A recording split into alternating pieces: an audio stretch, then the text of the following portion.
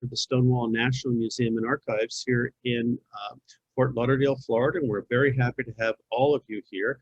And I'd like you to all say welcome to our guest this evening, who is Carmen Lane. Hello, Carmen, how are you? I'm well, thank you for having me, Hunter. Well, we're happy to have you here. Carmen, where are we finding you this evening? I am in Cleveland, Ohio, in a part of the city called Buckeye-Shaker. It's a historically Hungarian neighborhood that's now predominantly African-American. Interesting. And you grew up in the neighborhood, didn't you?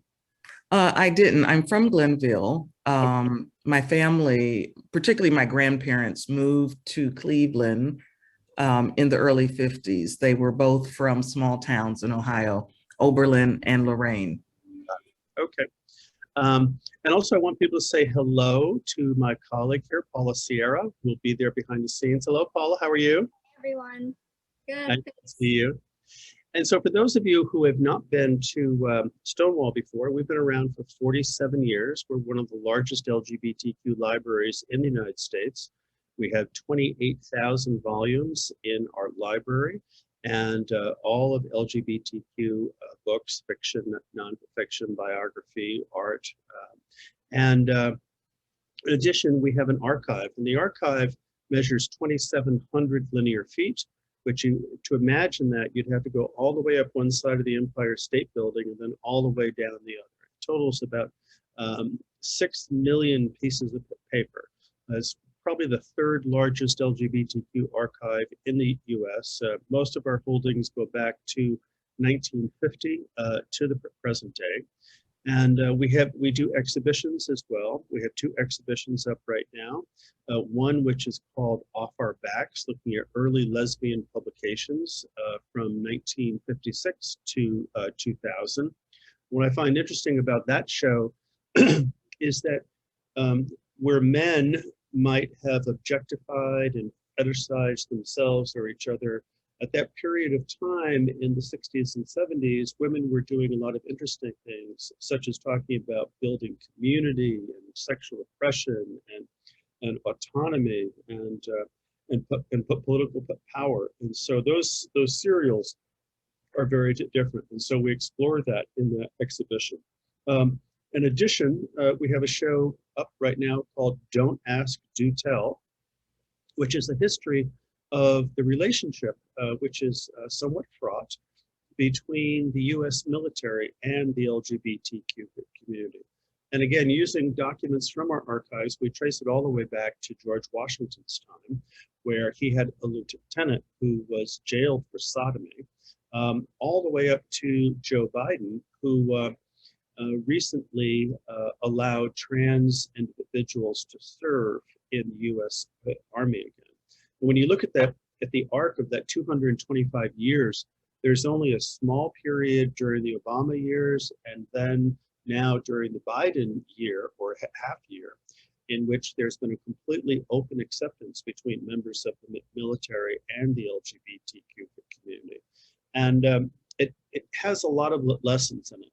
We have 65,000 openly gay men, women, and trans individuals who are serving in the US military. So clearly it's a force which is to be reckoned with. And then also it speaks a lot to political power, particularly about the military itself, in the sense that our president happens to be the head of the military and the chief commanding officer. And so she or he has a tremendous amount of power in doing that. So it's a wonderful lesson. It's a wonderful way of talking about politics and the relationship that we have. And so please stop by and see that. If you're not here in the area, you can visit us at stonewall-museum.org. You can see lots of things about the exhibitions that we have, the talks. You can learn about our library and our archives. We want to do a shout out to our friends at Our Fund, which is an LGBTQ community foundation based here in Fort Lauderdale, or Wilton Manors to be exact, and they provide a lot of the support for this program, allowing stipends for artists and writers to appear on this series. And so thank you to everybody at Our Fund for making that possible. And finally, if you don't get our newsletter. You can sign up for it. And we're doing lots of great things at Stonewall. We're doing a lot of research these days. The Mellon Foundation just gave us a great grant in order to do to begin digitizing our collection, which is really wonderful. And so there's tons of good stuff happening. So please stop by and see us. And of course, everybody stay safe with regard to COVID. We have all the good COVID rules in place there as well too. So I think those are all the announcements that I have. And so Carmen, let's go back to you now. Thank you so much for joining us this evening. And so, you know, to take a look at your bio here, just sort of let everybody understand sort of where you come from in this whole process. You are a two-spirit African-American artist, writer, and facilitator. As you say, you're living in Cleveland, and you have you're the founder and director of an organization called Ata-en-sic Center for Healing and Creative Leadership. And your work has appeared in many places. You've done residencies and won awards, and you're a poet and you're a writer, you're an artist. And so you're at a point in your career, it seems like you're kind of hitting your stride here. You're doing a lot of good stuff. So let me step back for a second here and sort of say, how did you land in this place where you are? You're running a nonprofit in a center, you're making work, you're talking about equality, you're an open person in many ways. What were the big influences on you now today as you look around at the work that you're accomplishing? You know, one of the kind of presences that impacted, I think, how I use my voice just passed away recently. And that's, I had a very early experience of meeting Hanani K. Trask, the poet, the scholar, and really, you know, the kumu in many ways to many people around Indigenous sovereignty in general, and specifically to Hawaii. So this idea of becoming a woman of color and the theory and methods and relationships in kind of queer women of color community have really influenced the ways in which I experiment around being a whole person, around not limiting what learning is, where learning comes from, valuing the lived experience as a resource. I would say, you know, particularly Audre Lorde, Pat Parker, Beth Brandt, so lots of artists. But today is actually my grandmother's birthday, and she would have been 98 today, and she passed away 3 years ago at the age of 95. So she was a very early kind of influencer of speaking one's mind and speaking one's truth. She grew up in Lorraine, and she was the first African-American allowed into kind of social activities in Lorraine school system. So although she went to school with white students, they didn't allow children of color to do kind of, you know, extracurricular activities. So she was in the library club, and she was the first Black student admitted into the National Honor Society. So in some ways, she kind of cracked that experience open for Toni Morrison, who, you know, almost a decade later went through the same school system. So the landscape and the geography of, you know, people of color in Ohio and in that region really is a tradition, you know, of distinguishing ourselves in service of being whole and of being human. Such a great experience. So when you were a kid, was there a particular group that you identified with as far as being more African American or being more Native American, or You know, Well, yeah, I mix? think for me, well, my family comes, particularly my grandfather's family comes out of North Carolina. So many indigenous people who were also of African descent were labeled free people of color, almost a kind of caste system in the South, or likened to the Creole, or, you know, people in Louisiana. So they could not identify as, you know, by migrating north, they identified as African American or as Negro. So it was an internal conversation about the fact that we're Black and Indigenous, because it wasn't safe or welcome to be both Black and Native. And I think even only in the last 2 years do you experience within a more mainstream context people thinking about that particular intersection or using the term Afro-Indigenous. I don't use that term.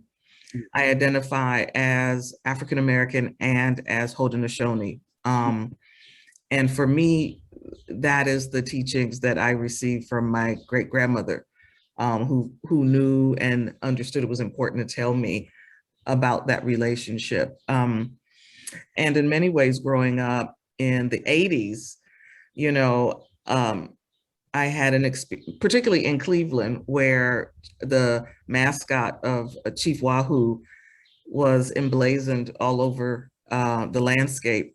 I was often questioned about being an Indian in a way that was taunting and bullying. Right. And so that kept me from claiming that in a way that felt good to me. It was something that I hid until I was in high school and college. Tell us a little bit about the Haudenosaunee people.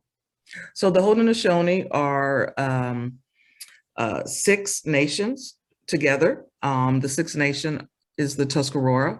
The Tuscarora joined the Confederacy in the 1700s. And so for me, what's most important for people to understand about the Haudenosaunee is that, you know, our homelands have been impacted by the border between the US and Canada. So this belief in borders kind of, I resist that in terms of what it means to be connected to my relatives. For me, it also is important to understand that the oldest democracy on this planet comes from the Haudenosaunee, that Really? in fact, yes, that in fact, what you understand as kind of a US democratic origins comes from the Haudenosaunee, that Ben Franklin in particular,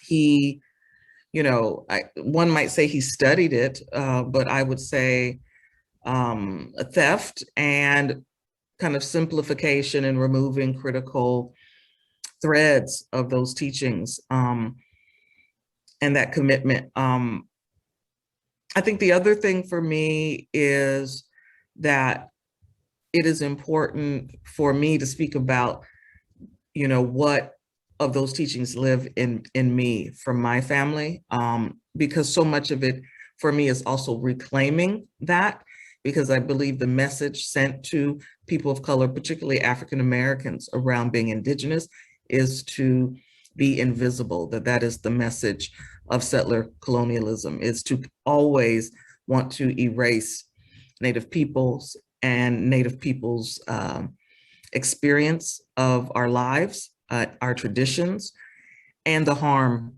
done by our families being separated, relocated, and killed. Slaughtered, yeah. I mean, let's be honest. I mean, there were thousands or millions of people who were slaughtered in the name of commercialism or capitalism. There was somebody just trying to take the people's land away from them. Well, you know, I still think that's a contemporary issue. It's not even a past issue, in that, you know, the data around police violence, that Native people are killed at a higher rate than African Americans, and by law enforcement. And yet in the conversation about it, we hear only the data primarily of what happens to African American people. So for me, that is a message from the system to continue to erase Indigenous peoples and to center what happens to Black bodies in our culture as a way, as a control to keep people of African descent in our place, to keep us afraid, and to keep us from being in solidarity with one another. Do you think that in the last year or year and a half that there's been any progress made? You know, I think as someone who is, you know, queer and Black and Indigenous and, you know, that word progress kind of has no meaning to me. You know, what I'm interested and curious about is, are we as individuals, as human beings, are we allowing ourselves to transform in some significant way that we can fully use who we are and our purpose in life to impact where and how we can, individually, collectively in our communities, in service of systemic and sustainable change. So progress to me isn't about my timeline. You know, some of the things that I'm choosing to do in the world right now is for a future potentially I won't live to see. And that's the kind of investment I think our ancestors have had for us, you know, no matter what side of the equation our ancestors were on, that the investment was not just in their lifetime. And I believe that particularly when I think about, you know, movements around LGBTQ justice, you know, that there was a deep awareness that this was not about their realities, but for our queer futures. Yeah, no, that's absolutely true. In the sense, you know, it's obviously it's a bit of a cliche or a major cliche in the sense that what we do today, we're certainly standing on the shoulders of those of our parents' generation, our grandparents' generation, and you know, those that did things for civil rights across the board in the 18th and 19th and 20th century. The things that are being, that the accomplishments that are made today is only a result of those. But the work that you and I are doing today seems to me, we'll see whatever fruits we see of it. But the end is not here. The end will not be in our lifetimes, nor in our children's lifetimes. Yes. It will take generations. You know, the thing you know, that people will sometimes say about the LGBTQ community, well, isn't it great? You know, the Supreme Court ruled this or the Supreme Court ruled that. And, you know, my response is always, you know, well, it's been 165 years since the Emancipation Proclamation has been declared, and ask any 20-year-old Black man on the street how safe he or she feels. And so change takes a long time to actually, and you know, it's been 100 years since women have been given the right to vote, but they still are not given the same amount of pay or respect in a variety of different ways. So yes, progress is made, but it takes a long time for it to come. Yeah, you know, I think the other thing for me is that, you know, we often want to ask those who are marginalized to assess the progress, but I think it's important to also ask those with the privileges what has remained the same in their experience. Because progress would indicate kind of a shift in their lived realities as well. And some of that shift, I will say, and I'm actually a little bit happy about this, there is a degree of discomfort and realization of certain things that has happened to those with privilege over the last couple of years, which I think is quite interesting.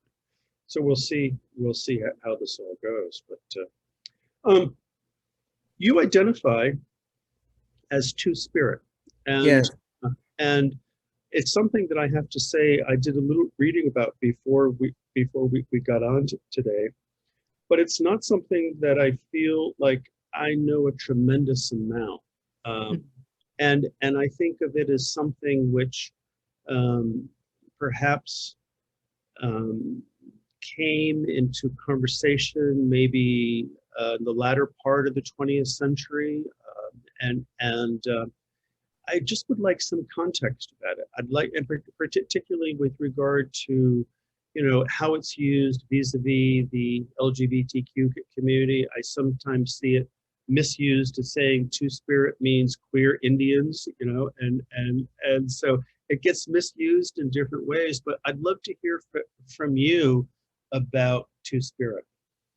Yeah, and let me just say, I'm going to speak from my understanding of this term. I think, when I think historically, about the gay American Indians, that group that came out of San Francisco, that there are Two-Spirit people that were part of that, Barbara Cameron, Nation Shield, Christos, Beth Brandt. I think for me, the kind of histories, I've been told and understand a certain kinds of histories around how this term emerged in service, in service of Two-Spirit people. And so I think the most important thing to understand is that it's not a word that was developed, but it was a word that was given to Two-Spirit people, and that it was important that that word emerged in Anishinaabe territory.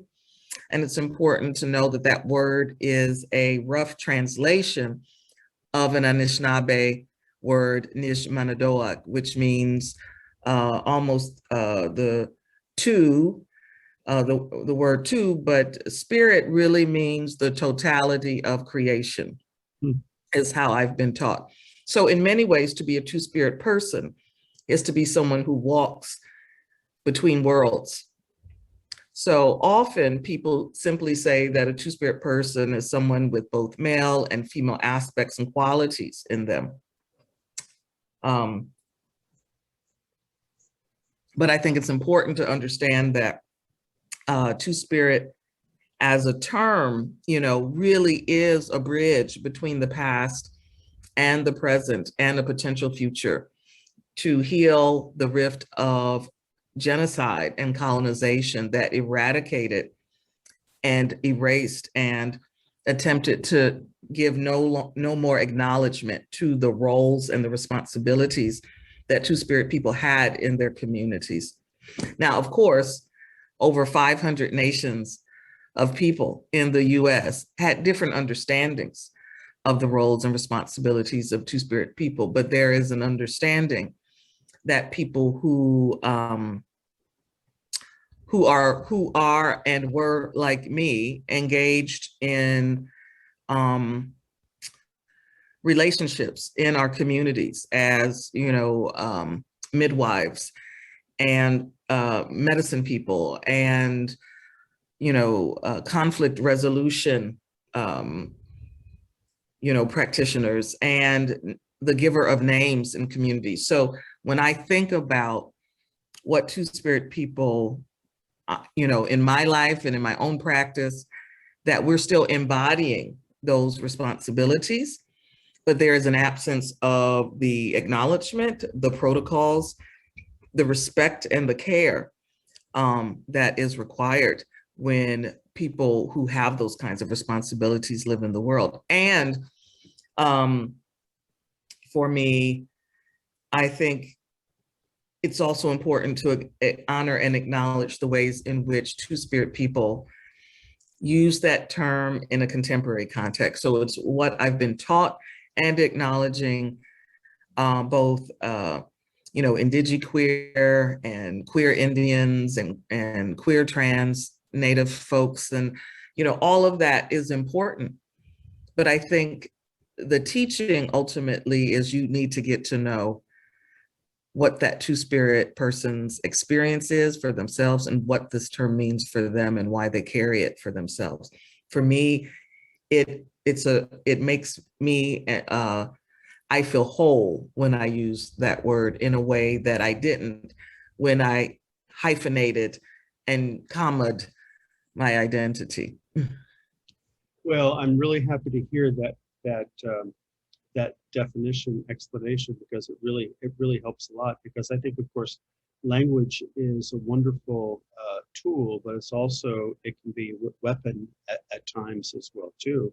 And I'll say probably from my ignorance or from my white perch, I think that what I've heard about Two-Spirit in the time is sort of gay Native Americans, and the Two-Spirit as being sort of a gender fluidity. And as you're explaining it, it's really about the wholeness, that there is just different factors that we have, and that it's not limited just to gender, or it's not limited just to race and black and white, or is he blonde, or does she have red hair, or something like that.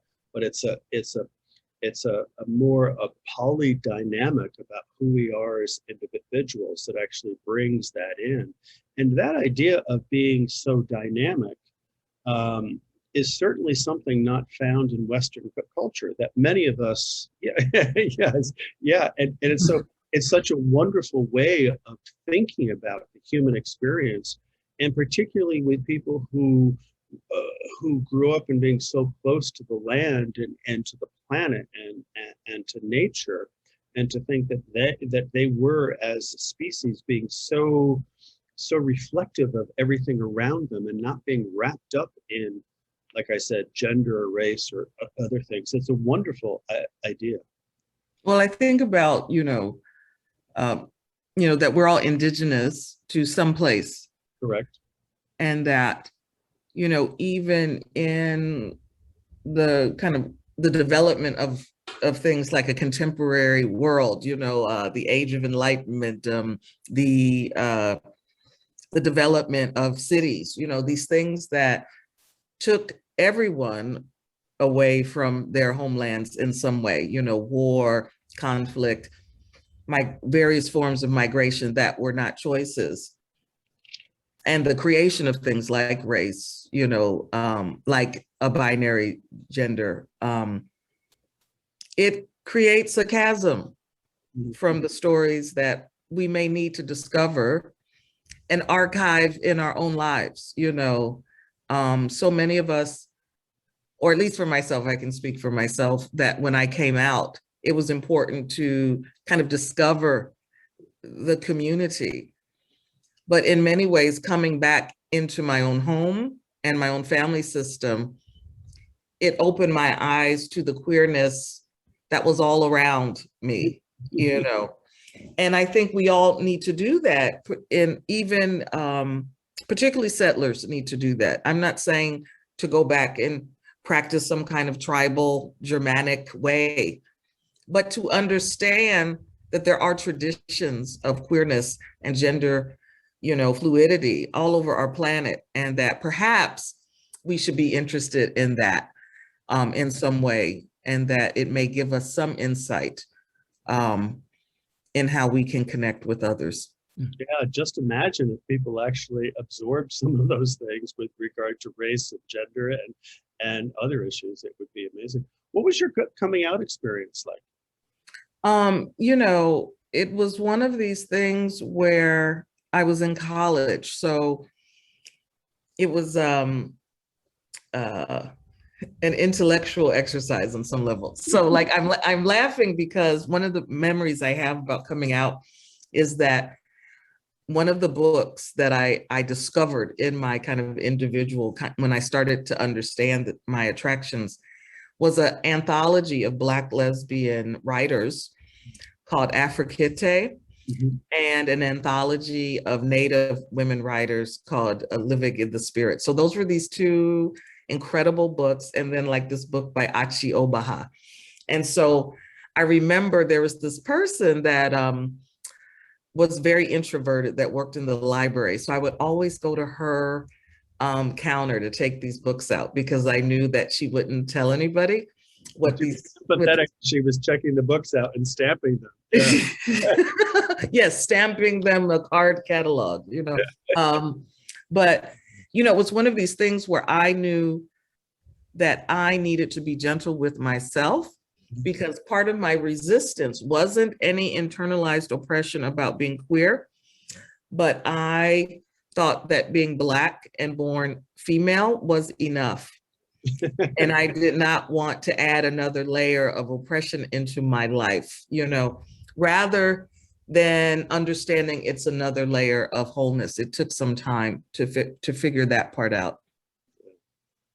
Very, very interesting. And your family, were they supportive? Not initially. Well, my grandmother was. In fact, one of her comments was like, "You didn't really need to tell me that." But I think, in my family, in general, talking about sexuality was not something that we do.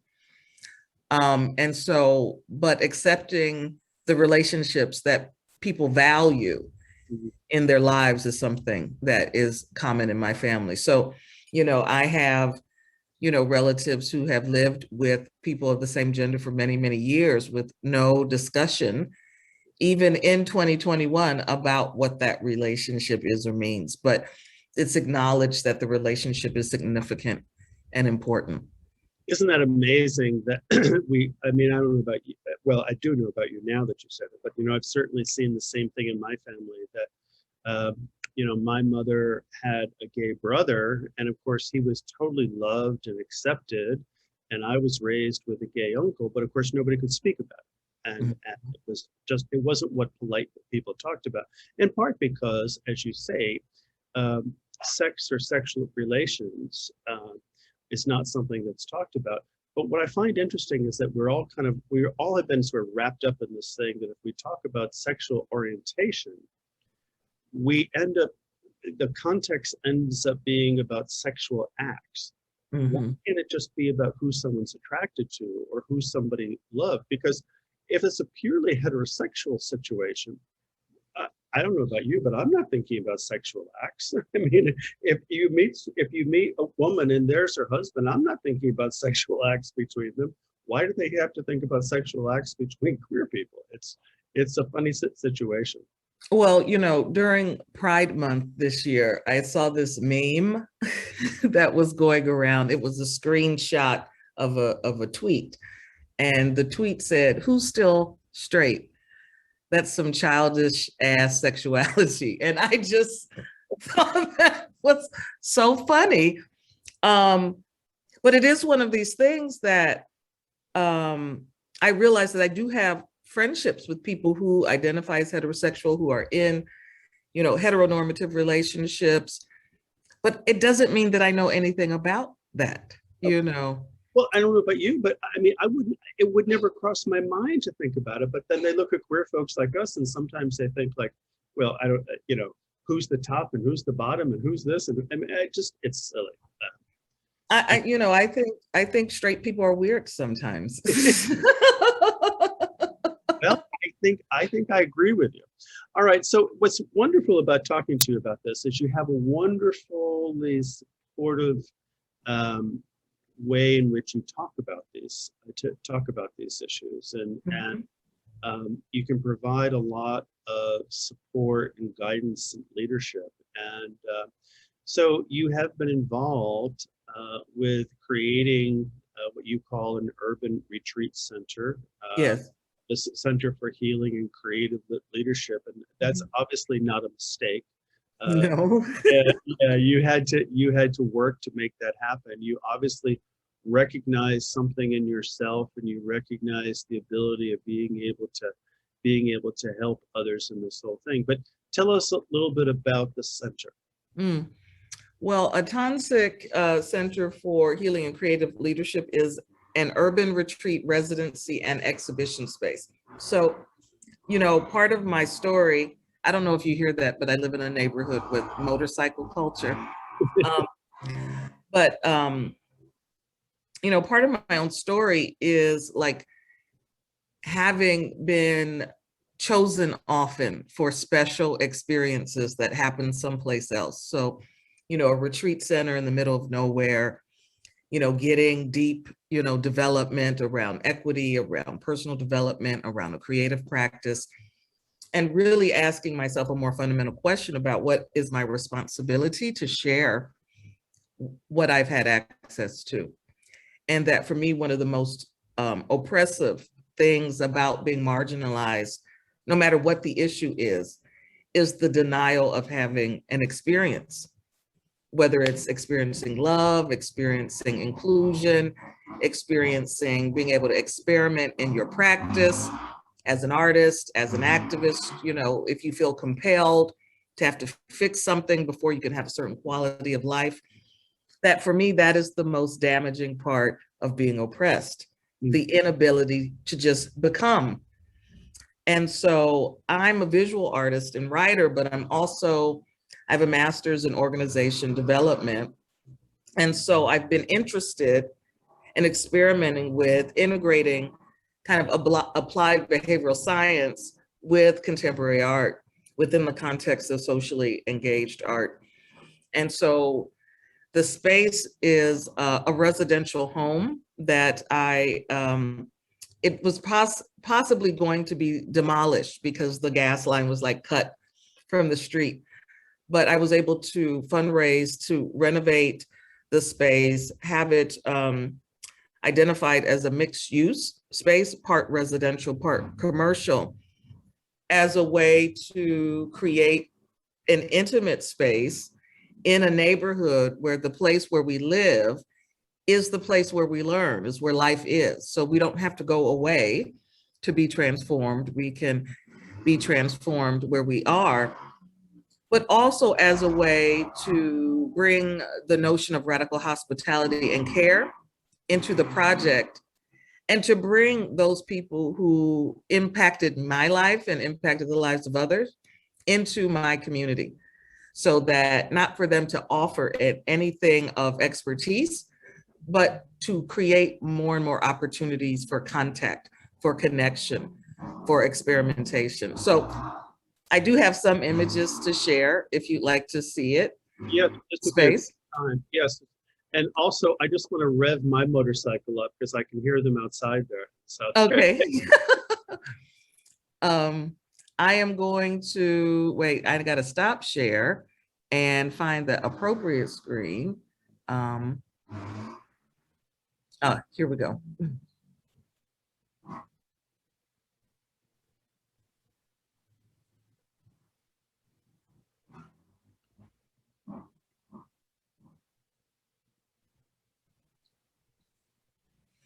So this is the house. It's a duplex. So I'm in the second floor on the Zoom right now. So this is my kind of residential space where I live as the steward of the space, because it's really important to me that it's an artist-run space, that artists are understood in our communities as people who are civically minded and who can intervene in our communities through our art practice.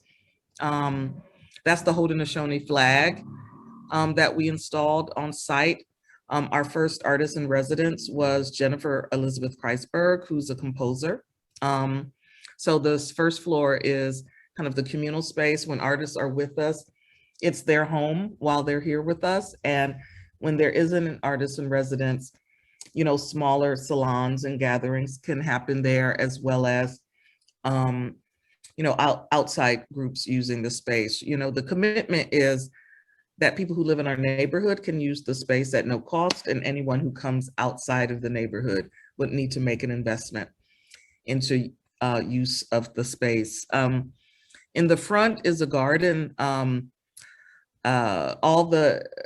We took out the lawn and installed an indigenous garden. So all the plants are native to Northeast Ohio or the Great Lakes region. And to the right, this image is Ogso Gallery. It's a 2-car garage that we cited a contemporary art gallery in, so artists can live, work, and exhibit their work.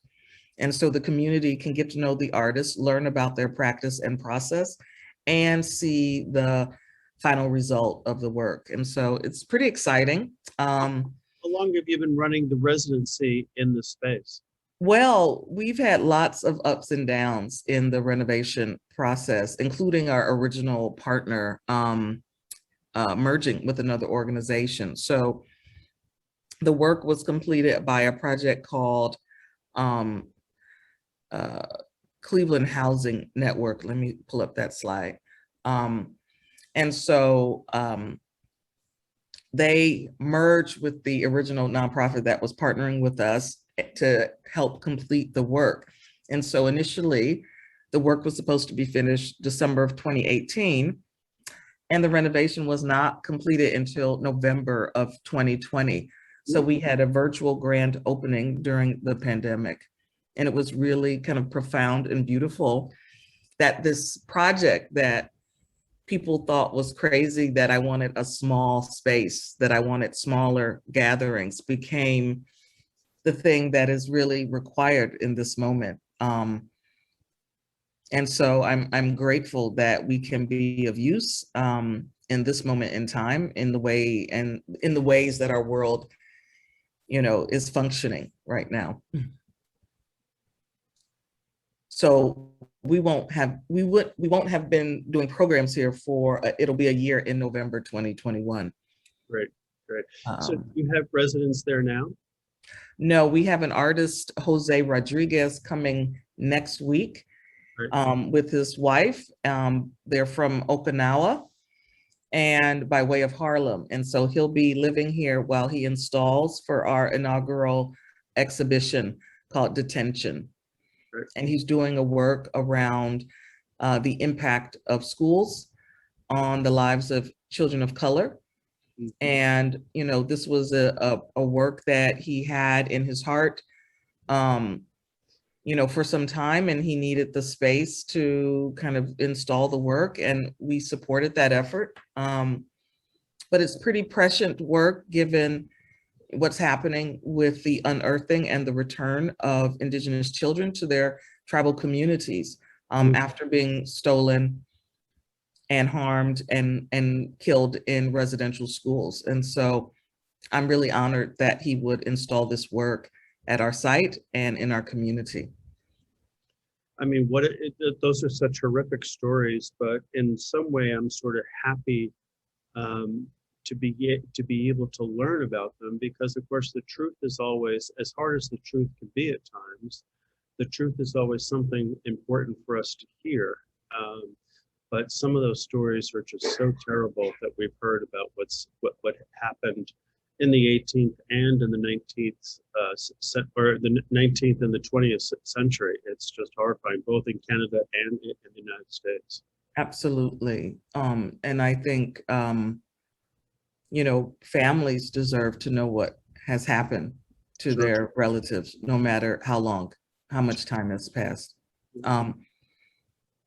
This slide is just a couple of images of some of the programs we've done. This is a project in theory and practice where we gather artists of various disciplines and cultural workers to learn about socially engaged art. And this group of people has met virtually for 1 year during the pandemic, and we met for the first time in person yesterday. So at our site here. And so it was a really wonderful gathering and important. But one of the things that I'm learning about the potentiality of our creative practices is that they're required right now in a very particular way, given what people are going through as they self-manage and learn things about themselves as they emerge after sheltering in place during the pandemic. And then this is my nephew, Daniel, helping out with a fence weaving project in collaboration with A Blade of Grass and Brooklyn High Art Machine. So although we're sited in a neighborhood that we're an intimate project, it's really important to us to have relationships regionally, nationally, and internationally that. I think you might be frozen. Where we are. What's been the response, although maybe it's too early, but what's been the response to neighbors in the area to your project? Well, one of the things that's really been great is because we live in the neighborhood every day, that we're always meeting new neighbors. So we get to talk about who we are and what this work is about.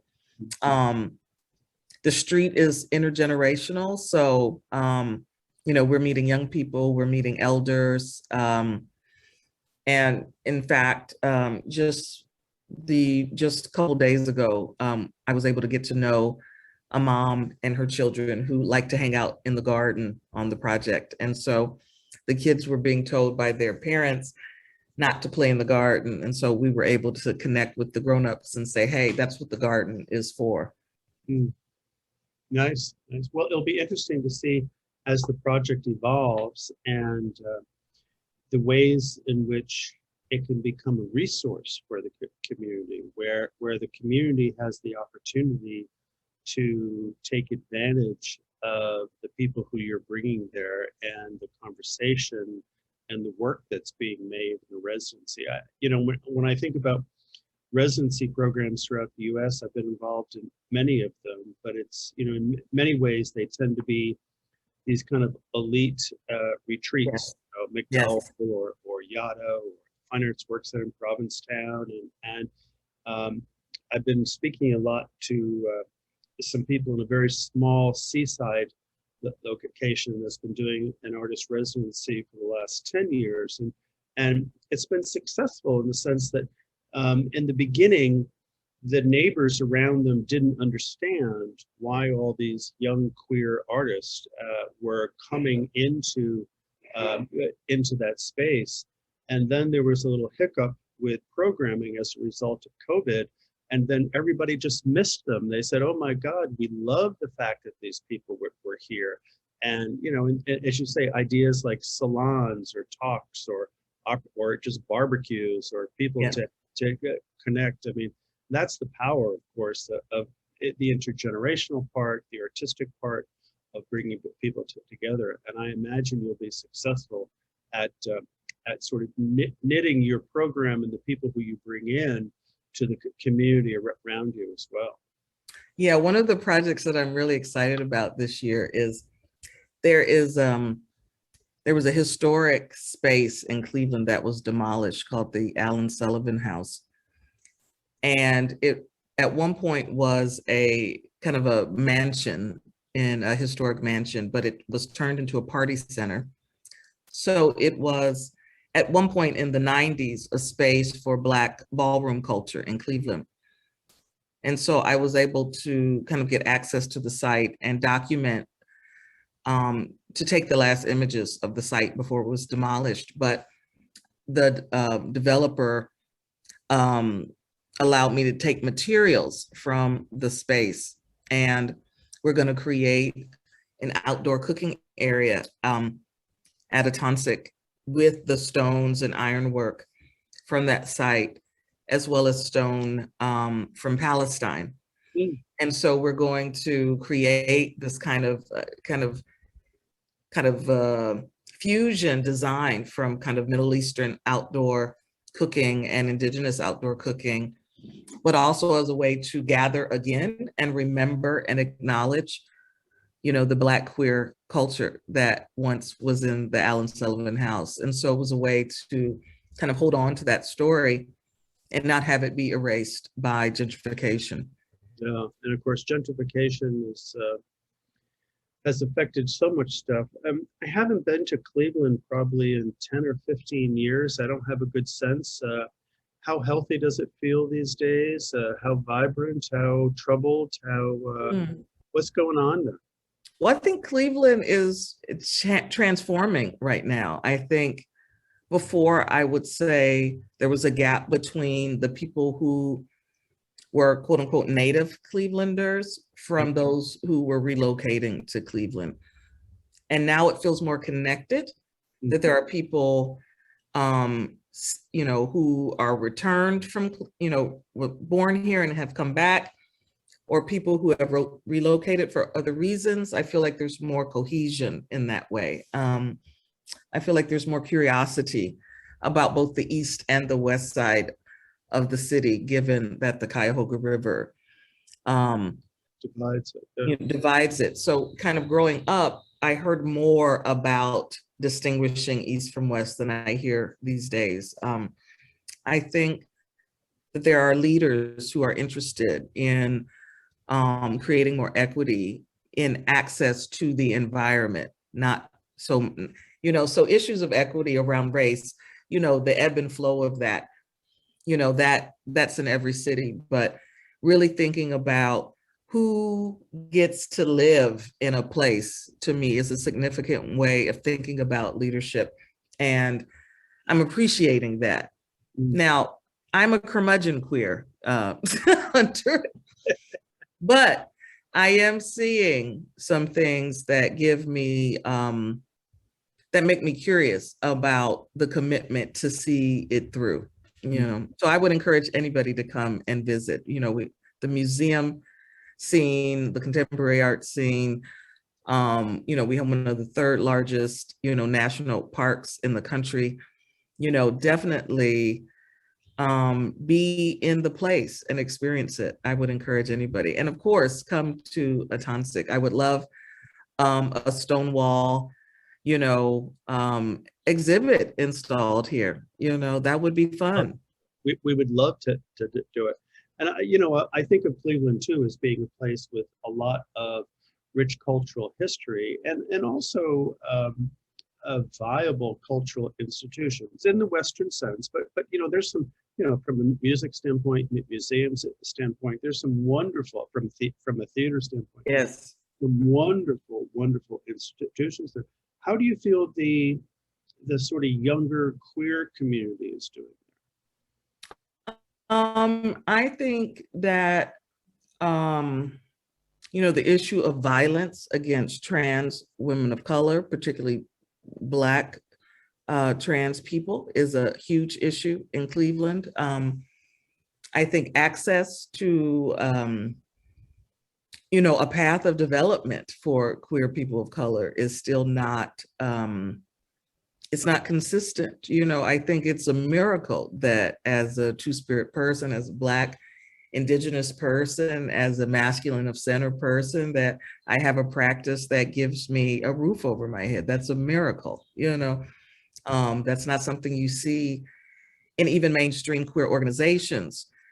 There's still cisgender white leaders in the majority of our organizations. So for me to steward this project and continue to kind of struggle through and create access for all of us is something to, it's, put it this way, I take it seriously, Hunter.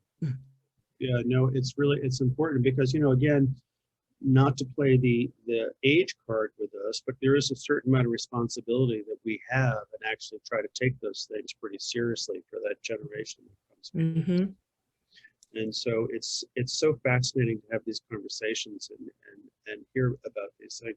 So I just at the end here, I just want to switch gears. So visual artist and a poet, and then you've got it seems to me what we've talked about are some, of course, hugely fascinating things, which are very important to you and important to me too, about the idea of going backwards, about organizing places for artists to come and sort of the organizational change person that you are, and the organizational management, and making all that stuff happen. And then also the political side, and sort of the honesty and the history side, and thinking about who we are as people and what all of our roots are, and how culture has been so impacted about all this. But then I think about you as a poet, and I think about you as a visual artist, and so I have to ask you, as another visual artist, how's your practice these days? How are you doing with your own work, and are you finding time to do the work that's important to you from an artistic standpoint? Well, for me, right now, the answer is yes. It feels very good, very whole in that way. But I think for me, it's important to say that Ata-en-sic as a project is a work it's an ongoing work. So I want to say that. I think my visual art practice is stronger than my writing practice right now. And so what I've been doing is integrating sound work into my installations, because there's still this need for me to write. I'm making a shift to playing around with art books more than a traditional collection of poetry. I am the 5-year anniversary of my collection of poetry is going to be republished in the 2nd edition through that Spotted Horses Press. So I want to donate a copy of the 1st edition to the museum.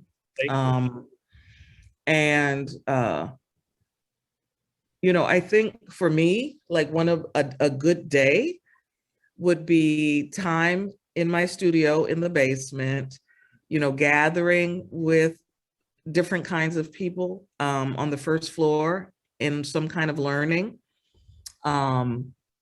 being in nature, and really taking in the impact of the day for myself and for others. Like that's a good day that I've had some time with me. I've had some time connecting with others, making things, being creative, and having a good meal. I think at this point in my life, my practice is the wholest and fullest it's been ever. And so a friend of mine said to me, "Oh, I see that middle age is the sweet spot." And I said, it totally is.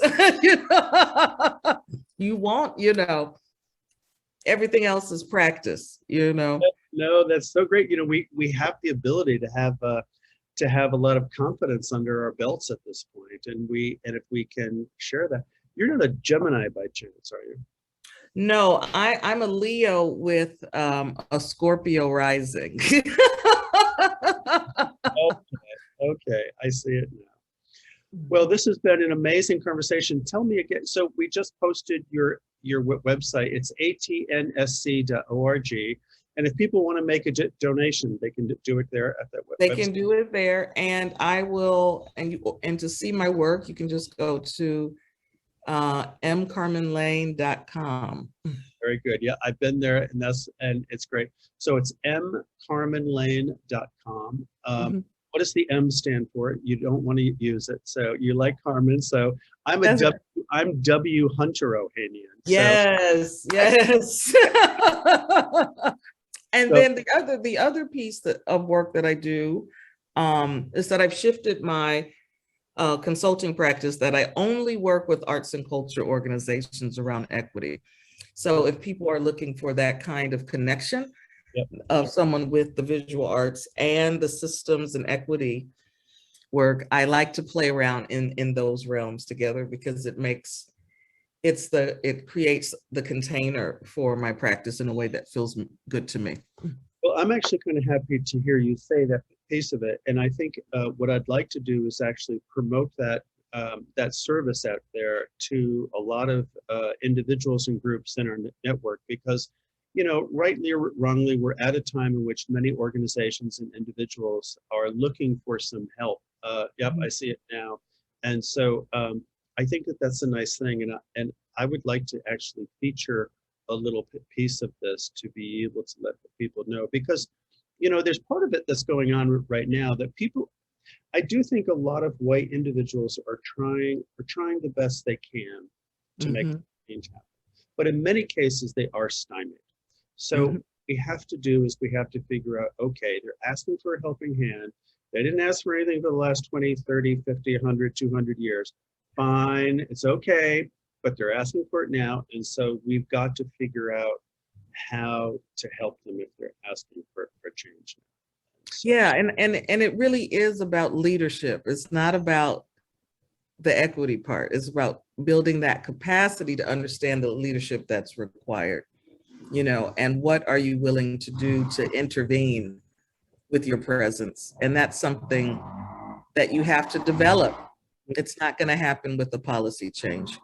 That's right. And people don't even understand actually what that means. Some people don't understand what that means. And it's a very core piece. Some people think it's a piece of paper and some statement that gets passed by the Board of Trustees, and that's completely different. But I will reach out to you privately about this, and you and I can have a good conversation about it. Great. Conversation about it. So everyone, our time has come to an end here. So this talk has been recorded. It'll be thrown up on our website, and people, you can share it with anybody there. Thanks to all of our friends on Facebook. I see that there have been a number. Yes, even though I'm not a big Mark Zuckerberg fan, but thank you for all of you for participating there. And I would like to say just goodbye to my colleague Paula Sierra, who is there. Thank you, Paula. Paula, thank you. You are amazing, and thanks for all your help today. And so thank you. And so we'll be back next week. And so everybody stay safe. And Carmen, it was great to meet you. And also, if there's any way I can talk you into coming to South Florida and coming to the archive, I would love to be able to get your take on what's going on there. So I would love to come down. I would love to come down. All right.